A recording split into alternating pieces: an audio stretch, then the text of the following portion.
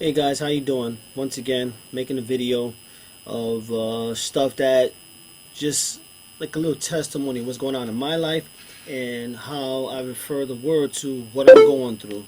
So what I wanted to do was just point out some things. Like I was always wondering why bad things happen, and what was the cause and the effect and what was the reason. So basically, I have this proverb here. It's called Proverb 7. Talks about the wiles of the harlot and temptation and sin and doing the wrong thing. It presents himself. It presents itself as something beautiful. Sin is not gonna come crouching at your door like the ugliest thing, because even God told Cain, why are you so discouraged when sin is crouching at your door, when Satan's crouching at your door? Which means Satan is there looking at everything you don't want. At everything you want and gives you what you don't want. The devil blesses just like God. The devil blesses just like God. He really does. But the only difference between God's blessing and Satan's blessing is that God's blessing is forever. There's no curves. There's no if, and, or buts. It's just straight blessing. And it's like you just running straight to the goal, and you get to your goal and you win. Satan's blessing lasts temporary, right? And the way it lasts is he gives you something, but not for nothing. You have to pay for that. And whether it's through family, friends, loved ones, financial, mental, spiritual, physical, he's just going to take what he wants from you. But you have to give it up willingly, because Satan don't have any power unless you give it to him. Now, what I wanted to read to you was Proverbs 7. When it goes on to say, "My son, keep my words and treasure my commandments within you. Keep my commandments and live, and my teaching as the apple of your eye. Bind them on your fingers, write them on the tablet of your heart. Say to wisdom, you are my sister, and call understanding your intimate friend, that they may keep you from an adulteress, from the foreigner who flatters with her words." Now, this is talking about Satan now. "For at the window of my house I looked out through my lattice, and I saw among the naive and discerned among the youths a young man lacking sense, passing through the street near her corner. And he takes the way to her house in the twilight, in the evening, in the middle of the night, and in the darkness." It's like your addiction. Whatever your sin is, whatever your favorite sin is, you're going to go out there and get it no matter what, day or night. Whether you're broke or you have money, whether times are good or whether times are bad. You feed into your sin, and your sin is an addiction. So whatever it is that you're addicted to, Satan is already the drug dealer to your sin. So he has what you want, which lasts only temporary, right? It goes on to say, "For at the window of my house I looked out through my lattice, and I saw among the naive and discerned among the youths a young man lacking sense, passing through her street corner, through the street near her corner. And he takes away to our house in the twilight, in the evening, in the middle of the night, and in the darkness. And behold, a woman comes to meet him, dressed as a harlot and cunning of heart. She is boisterous and rebellious. Her feet do not remain at home. She is now in the streets, now in the squares, and lurks by every corner." Just like sin, everywhere you go, right? You want to know why bad things happen? Because you look for it. So if you don't look for it, then it's not going to come looking for you. It's like the saying everybody says, if you invite negativity, negativity comes into your life. Well, as a Christian, I'm just saying, if you invite sin, sin's going to come in. Sin's going to present itself in every fashion and in every way. Goes on to say, "She is now in the streets and the squares, and lurks by every corner. So she seizes him, kisses him, and with a brazen face she says to him, I was due to offer peace offerings. Today I have paid my vows. Therefore I have come out to meet you, to seek your presence earnestly, and I have found you. I have spread my couch with coverings, with colored linens of Egypt. I have sprinkled my bed with myrrh, aloes, and cinnamon. Come, let us drink our fill of love until morning. Let us delight ourselves with caresses." Just like sin. Just like sin. Like Satan will use people, places, and things to distract you from your goals. For instance, he'll give you a friend that, he'll compliment you, or he'll say good things about you to your face, but behind your back, he's saying things that he shouldn't be saying, which is negative things. But of course, we don't battle against flesh or blood, right? It's against the spiritual principalities of this earth that we battle. So, saying all that, it's she goes on to say, for my husband is not at home. He has gone on a long journey. He has taken a bag of money with him. At the full moon he will come home. With her many persuasions she entices him. With her flattering lips she seduces him. Suddenly he follows her, and as an ox goes to the slaughter, as one in fetters to the discipline of a fool, until an arrow pierces through his liver, as a bird hastens to the snare, so he does not know that it will cost him his life. Right?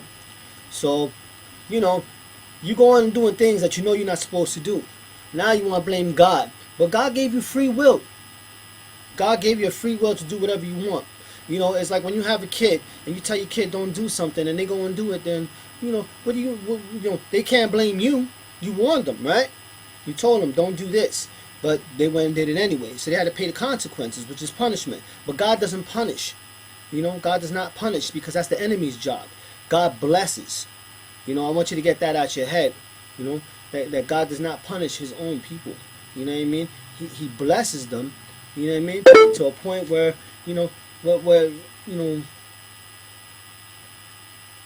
where you're gonna come and thank him for it, because he's a gentleman. God is a perfect gentleman. In a way, God's not a man to be lying as well. Now therefore, my sons, listen to me and pay attention to the words of my mouth. Do not let your heart turn aside of her ways. Do not stray into her paths, for many of the victims she has cast down, and numerous are all her slain. Her house is the way to Sheol, descending to the chambers of death.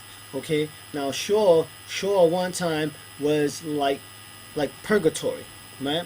Sheol didn't really Sheol does not exist. It's either heaven or hell, because once Jesus spilled his blood on that cross, we got saved from all that. Because Sheol was a place where people who wanted to go to God, they waited on one side, and Hades was a side where all the bad people stood.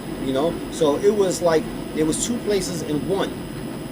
Once Jesus spilled his blood, it cut that off. Now it became heaven and hell official, and hell was really made for the demons, not made for people. But being that people have been giving demons the power, now they have to suffer the consequences, because God doesn't deal with sin. Because when Jesus was on the cross, when he died, he took sins upon him. That's why God turns his face, because he is so righteous he cannot come near sin, even when his own son took it upon himself. That's why Jesus said, Father, why have thou forsaken me? Because he felt that emptiness in a relationship. But it wasn't that God didn't care for him, just like God does. God cares about you, but he's not gonna come near you when you sin. He waits right where you at until you finish your sin and you come back and you repent. In the book of James, talks about if you want to know what you're going through, then you should just ask God for that help, for that hand, so that he can help you out. Because it says, but he must ask in faith, right? But in the James 1:5 it says, but if any of you lacks wisdom, let him ask of God, who gives to all generously and without reproach, and it will be given to him. But he must ask in faith without any doubting. For the one who doubts is like the surf of the sea, driven and tossed by the wind. For that man ought not to expect that he will receive anything from the Lord, being a double-minded man, unstable in all his ways. Okay? And that was like the kid in the story of the Proverbs 7. He was unstable in all his ways. He couldn't wait for the blessing of God, so he went and did evil. And then he had to pay for that. He got his retribution for that. You know what I mean? He got his what you call karma, but in terms of, he paid for his sin. His blessing lasted for just a little bit, but he paid the consequences. Goes on to say in James 1:12, down to 17, he says, blessed is a man who perseveres under trial, for once he has been approved, he will receive the crown of life which the Lord has promised to those who love him. Let no one say he is being tempted. I am being tempted by let no one say when he is tempted, I am being tempted by God. For God cannot be tempted by evil, and he himself does not tempt anyone. But each one is tempted when he is carried away and enticed by his own lust. Just like the kid from Proverbs 7, when he went with the woman, he got carried away. You know what I mean? Then, when lust has conceived, lust meaning whatever you want. You lust, meaning you do anything for it. You don't care who you hurt or where you have to go to or what you have to do to get where you're at. If you want a position, you'll hurt this person, you'll talk behind their back, you'll steal, you rob, you do whatever you can for that lust. It's like when you're going out there for drugs, you're working hard for the drug dealer. You really are. Because the drug dealer might as well pat you in the back and say, thanks for working hard for me, because you just gave up your hard-earned money, just for 15 minutes of pleasure or half-hour pleasure or whatever it was. The same thing when you go on out there and you're having sex with prostitutes and you think nobody knows. God knows what's going on. You're going to pay the consequences either way. Whether disease, God forbid, whether when the woman's husband finds out or the woman finds out that it's her husband, you're going to get caught. You're going to get caught. So don't try. You're not fooling nobody but yourself. Alright? But each one is tempted when he is carried away and enticed by his own lust. Then, when lust has conceived, it gives birth to sin. And when sin is accomplished, it brings forth death. So that means that, when you choose to do the bad thing, it's going to go from birth to death. And when it goes from birth to death, it starts off like nobody knows what you're doing. Then it matures. Now everybody knows what you're doing. And when it goes to death, it means you lose everything. And if you don't lose everything, you think you're going to have everything for that moment, you're surely fooling yourself. If you don't stand for something, you fall for anything. Okay? And it says, do not be deceived, my beloved brethren. Every good thing given and every perfect gift is from above, coming down from the Father of lights, with whom there is no variation or shifting shadow. In the exercise of his will, he brought us forth by the word of truth, so that we would be a kind of first fruits among his creatures. This my beloved brethren, but everyone must be quick to hear and slow to speak and slow to anger. Alright? If you want healing, go get it.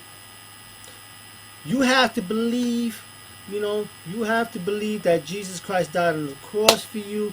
You have to believe that once he died on that cross, he died for every sin, and every lashing he took on his back was to heal you. Was 40 something lashes. That was for each disease that there is now.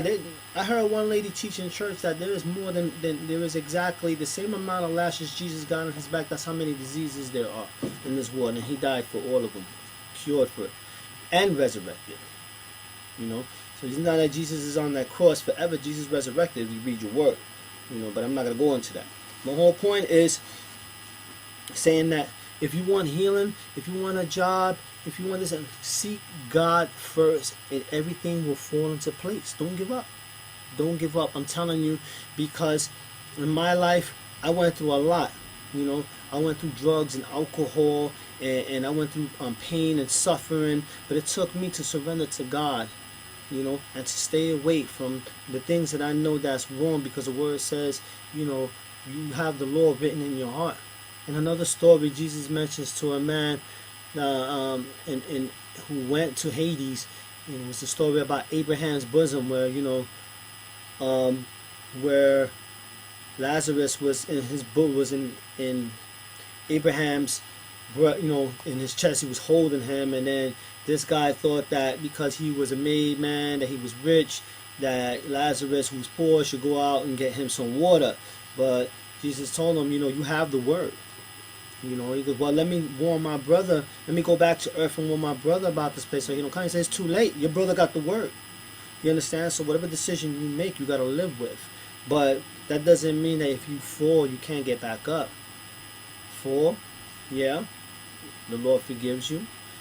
the Lord will bless you, but you have to say to yourself, I'm blessing my coming and blessing my going. You know, don't let Satan catch you out there, because there's nobody else to blame but yourself. Thanks for letting me share.